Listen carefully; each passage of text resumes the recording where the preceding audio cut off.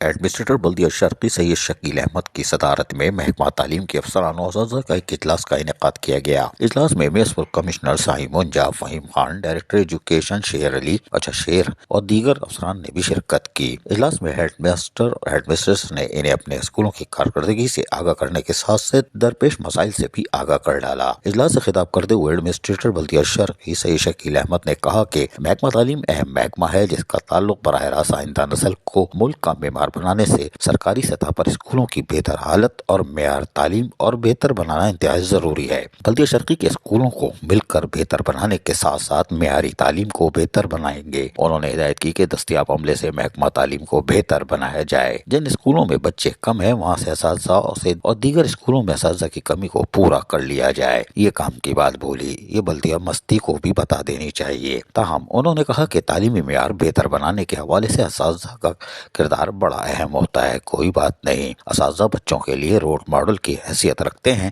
اور اساتذہ کی کارکردگی جتنی بہتر ہوگی تعلیم کا معیار اتنا ہی بلند ہوگا۔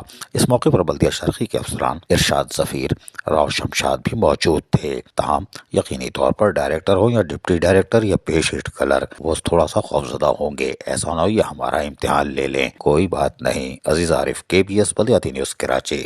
ایسی ہی خوبصورت ویڈیوز فیوچر میں حاصل کرنے کے لیے ریڈ بٹن پر کلک کر کے اور بیل آئیکن کو پریس کر کے ہم سب کے سبسکرائبر بننا مت بھولیے۔